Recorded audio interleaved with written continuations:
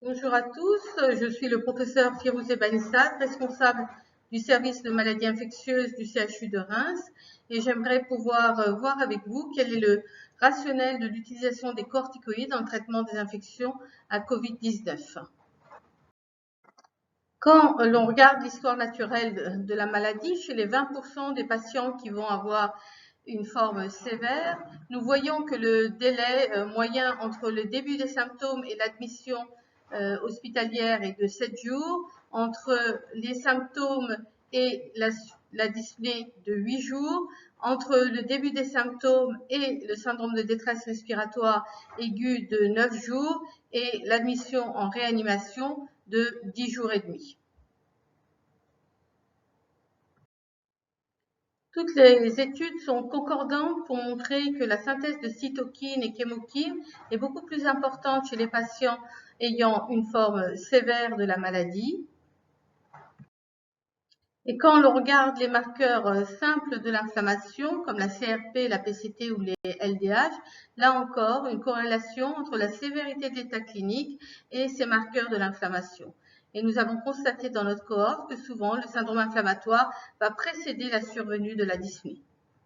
3 études ont évalué l'évolution de la cinétique virale et de la synthèse d'anticorps chez les patients Covid-19.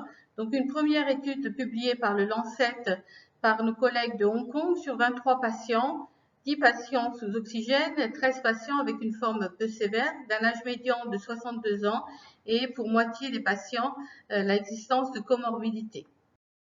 Le délai médian entre le J0 des symptômes et l'hospitalisation était de 4 jours et près de 80% des patients avaient reçu un traitement à base de lopinavir, plus ou moins ribavirine, plus ou moins interféron bêta.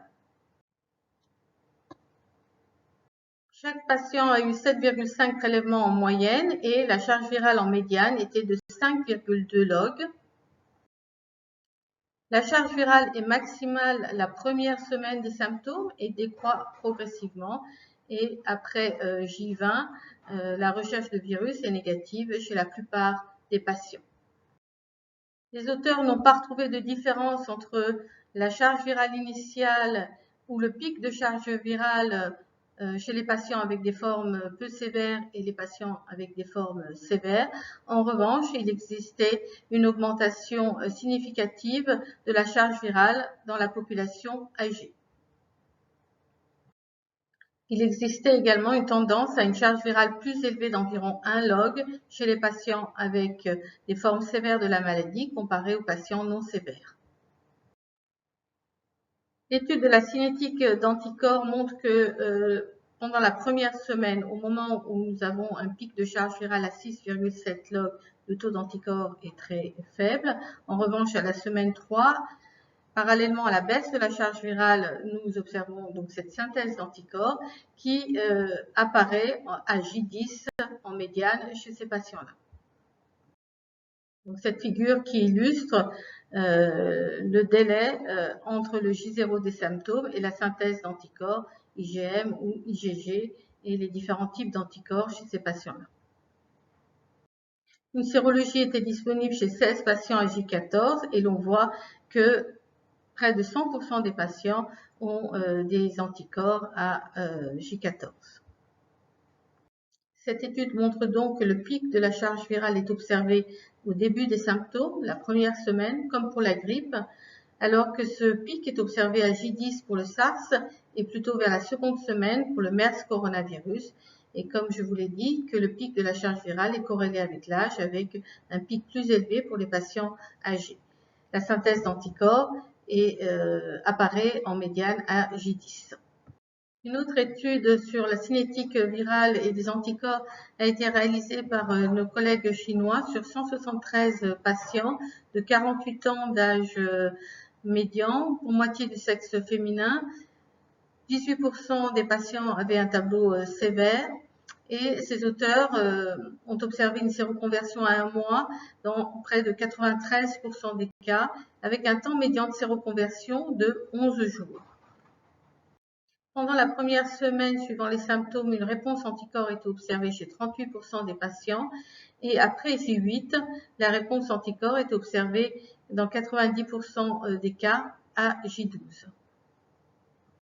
Un des points très intéressants de ce travail est l'absence de corrélation entre le taux d'anticorps et la sévérité avant J12. En revanche, après J12, les auteurs ont observé une corrélation entre le taux d'anticorps et la sévérité, et en analyse multivariée, les facteurs associés à la sévérité étaient l'âge, le sexe masculin et le taux d'anticorps. Plus celui-ci était élevé et plus les patients avaient un état sévère, et les auteurs suggèrent que ce taux d'anticorps pourrait être un surrogate marqueur de la sévérité clinique.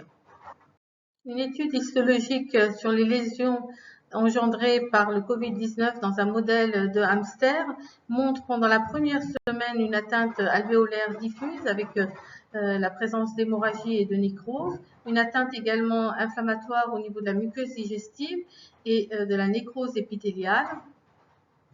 Et ensuite, après la première semaine, une phase proliférative intense avec une prolifération massive de pneumocytes.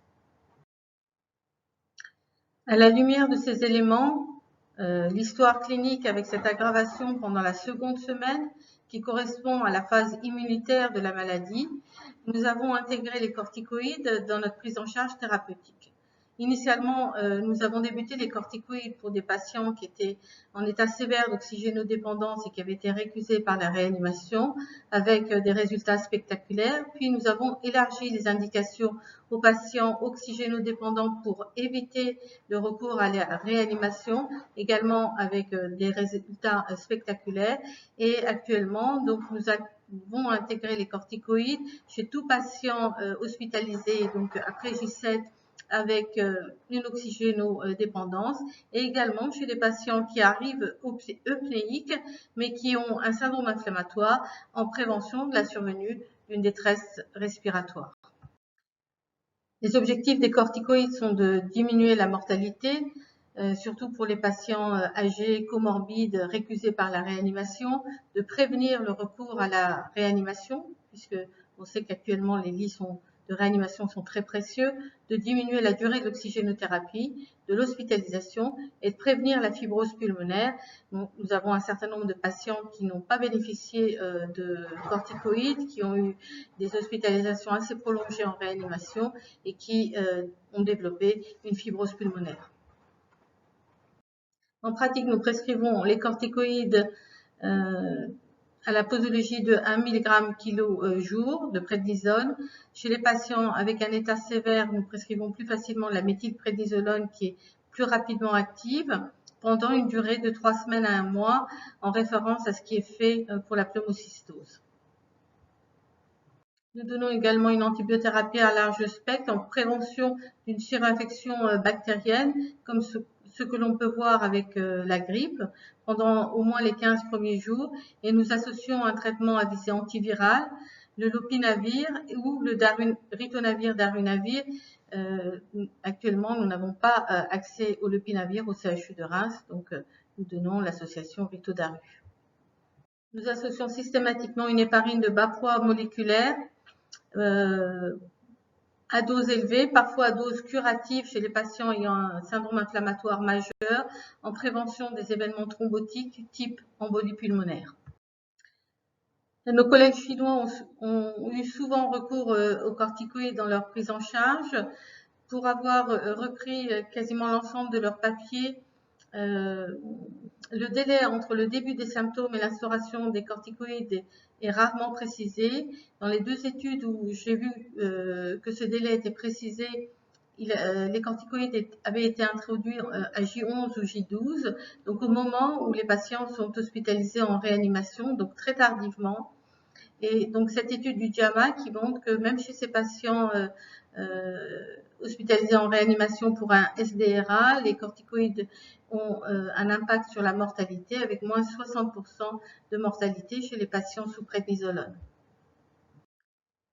En résumé, la phase d'aggravation clinique des patients survient dans la très grande majorité des cas après 7 jours d'évolution et correspond à la phase de synthèse des anticorps anti-Covid qui, selon 3 études, se situe en médiane à 10 jours après le début des symptômes. Une étude vient sortir d'un Nature qui retrouve également la synthèse d'anticorps après J7. Un taux d'anticorps élevé d'anticorps anti-Covid a été corrélé avec la sévérité clinique indépendamment de l'âge et du sexe. Les corticoïdes ont donc deux objectifs, diminuer l'impact de l'orage cytokinique et prévenir les lésions pulmonaires, et également prévenir l'évolution vers la fibrose. Depuis l'utilisation des corticoïdes dans notre service, nous avons observé une diminution de la mortalité et également une diminution du recours à la réanimation. Nous travaillons sur nos données et nous vous les présenterons dès que possible. Je vous remercie.